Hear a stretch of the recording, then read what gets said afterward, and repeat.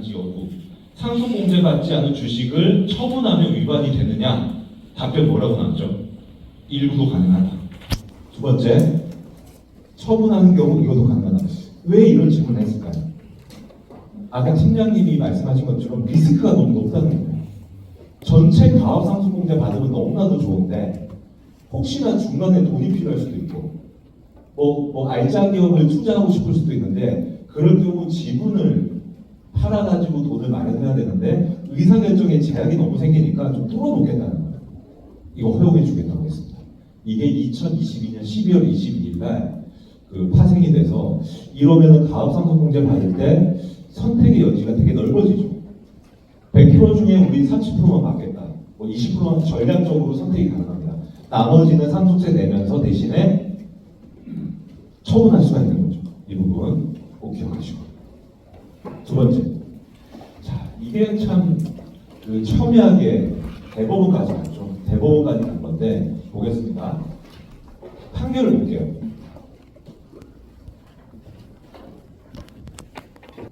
배제하고 아버지가 10년 이상 직접 보유한 주식에 대해서만 증여세 과세 특례 해주겠다고 국세청이 추징을 엄청나게 했어요.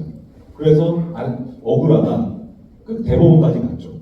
그래서 대법원에서 뭐라고 판결했냐면 증여자가 해당 주식을 10년 이상 보유할 것이라는 요건이 필요하다고 해석할 수는 없다. 즉 가압승계 증여세 특례 경우 증여자 본인이 지분 40%를 10년간 계속해서 소유할 필요는 없다라고 이제 결론적으로 기억하시면 돼요. 그래서 증여자 본인이 지분 40%를 10년간 계속해서 소유할 필요는 없고 10년이 아니거나 아니면 본인이 직접 보유하지 않더라도 특수관계자가 보유한 거를 막판에 본인이 합칠 수도 있고 여러 가지 케이스들이 나올 수 있는데 좀 넓게 인정해 주겠다라고 이해를 하시면 됩니다. 자, 사업용 무관자산, 종신보험 사업용 무관자산 이게 또 이슈가 됐었죠. 이것 또한 78년인데 상황은 뭐냐면 주식을 상속을 받았는데 지방국세청장이 쟁점 법인의 주식을 상속받는 데 대해서 가압상속공제를 상속세 결정했어요. 이게 종신보험이 아니라 자기 주식입니다. 근데 이익소각하느라고 이 법인이 자기 주식을 가지고 있었던 거예요. 그래서 자기 주식은 영업과 직접 관련이 없이 보유하고 있는 사업 무관 자산인에도 국세청이 놓친 거예요. 그래가지고 쟁점 자기 주식은 쟁점 가업법인의 영업활동과 관련이 없어 보이므로 그래서 이게 상황이 뭐냐면 가압상속공제를 신청했는데 사업용 무관자산 이런 거 판정을 할 때 자기 주식이 있었는데 자기 주식은 사업용 무관자산임에도 불구하고 사업용 자산으로 분류를 해서 신고를 했겠죠. 결론만 말씀드리면 자기 주식은 사업용 무관자산으로 분류가 돼서 추징하는 게 맞다 이렇게 판결이 났습니다. 그래서 가압상속 공제할 때 자기 주식을 가지고 있는 회사들이 꽤나 많습니다. 생각보다. 이 부분들을 체크를 좀 같이 하셔야 됩니다. 자 볼게요. 가압승계를 위해서 좀 조심해야 되는 부분 포인트 제가 한 8가지 짚어드릴게요. 첫 번째, 영위신탁 주식 환원 방안 꼭 기억하셔야 됩니다. 어떤 일이 있었냐면 제가 고향이 부산이다 보니까 부산에서 가끔 의뢰가 들어와요. 제약회사 이름만 되면 알만한 제약회사가 초창기에 당시만 해도 발기부터 되게 복잡했잖아요. 그래서 차명 주식을 친구들한테 뿌린 거예요. 당시 액면가 5,000원으로 시작한 게 한 주당 500만 원까지 갔습니다. 그래서 친구 4명 중에 3명은 환원을 다 했는데 나머지 1명이 연락이 안 되는 거예요. 이 가치로 치면 100억이 넘었거든요. 수소문해가지고 찾아갔더니 알기암 환자였어요. 연락 안 된 친구분이. 그래서 대표님이 변호사 대동하고 병문안을 간 거죠. 친구야 내가 먼저 좀 연락했어야 되는데 너무 미안하다. 이렇게까지 좀 상황이 안 좋을 줄 몰랐다. 그리고 내가 예전에 그때 맡겼던 주식 보관 비용 이거는 내가 충분히 사례할 테니까 여기에 도장만 좀 찍어달라. 그래서 변호사한테 준비한 서류에 지장 도장을 찍으라고 합니다. 그때 말기암 환자 친구분이 가만히 내용을 듣다가 어떻게 했을까요? 찍어주셨을까요? 안 찍어주셨을까요? 긴 얘기인데 그분이 도박에 좀 빠지셔가지고 자녀들과 거의 원수지간처럼 지내다가 이제 말기암이 되니까 자녀들이 와서 병간호를 하고 있었던 상황이거든요. 근데 그걸 자녀들한테 오픈을 한 거예요. 자녀들의 온도가 좀 달라졌겠죠, 그러면.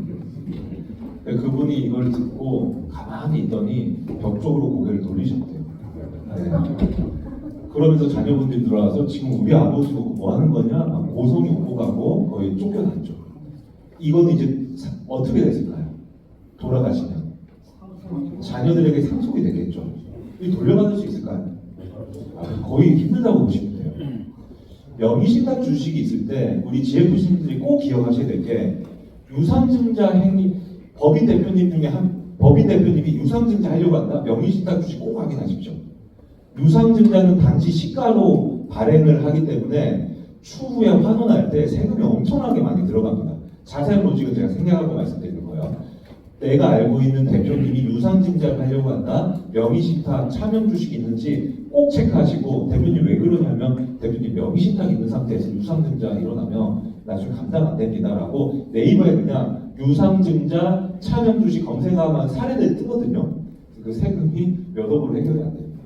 그래서 그 명의신탁 부분들. 자, 명의신탁 환원에 대해서 경험이 있는 분들이 많지가 않으시니까 제가 로직을 좀 말씀드려 볼게요. 자, 대전제는 내가 맡긴 이 A라는 사람이 돌려주려는 의지가 있다는 가정입니다. 이분이 돌려줄 의지가 없으면 이거 쉽지 않아요. 거의 어렵다고 봐야 돼요. 돌려주려고 하는데 어떻게 돌려줄 거냐. 그냥 돌려받으면은 인정을 못 받게 될 수도 있으니까 세금이 발생이 되잖아요. 차명 주식이라는 걸 입증을 해야 되는데 어떻게 입증하느냐. 요즘에 가장 많이 쓰이는 방법이 이겁니다. 이분이 저한테 소송을 해요. 소송명은 뭔가요? 저 처음 듣고 좀 웃었는데 명의신탁 보관 비용 수수료 반환 청구할 거. 전제가 뭐죠? 자기가 명의신탁 보관을 하고 있는데 왜 수수료 안 주냐?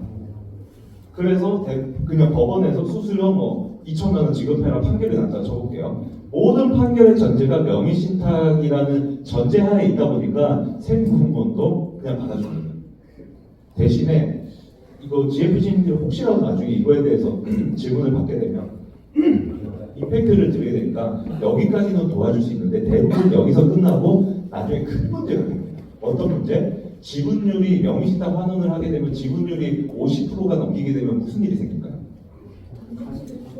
역시 GFC님들 이게 수준이 웬만한 전문직들 진짜 양뺨 때리는 것 같습니다. 자, 그러면 구청 이분들 세법적 지식이 많을까요? 없을까요? 잘 없어요. 그래서 모르겠고 억울하면 행정소송하세요. 이게 십수억이 나왔는데 일단 내부 소송하면 대표님의 마음의 불안함이 얼마나 크겠어요. 못 받으면 어떡하지? 괜히 이거 했나? 이 돈이면 차라리 환원 비용이랑 비슷한데 별 생각을 다 하시겠죠.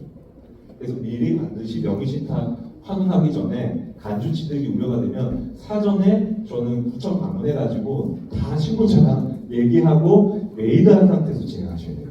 이게 되게 제가 해보다 보니까 아차하는 순간이 마지막 스텝이 꼬이네요. 그래서 명의신탁은 내년에는 더 많이 이슈가 될 거고, 명의신탁은 다행인 거는 세무사 영역이 아니에요. 그렇다고 뭐 노무사의 영역도 아니고 변호사가 하기도 하고 세무사가 하기도 하고 GFC님들이 이거 전문으로 하시기도 해요. 이거는 약간 의지랑 행정적 절차다 보니까 의지만 있으면 충분히 가능하시다. 그리고 이거는 뭐 당연한 얘기죠. 회사의 그 주식 가치를 합법적으로 조정한 후에 진행하는, 이건 뭐 상식적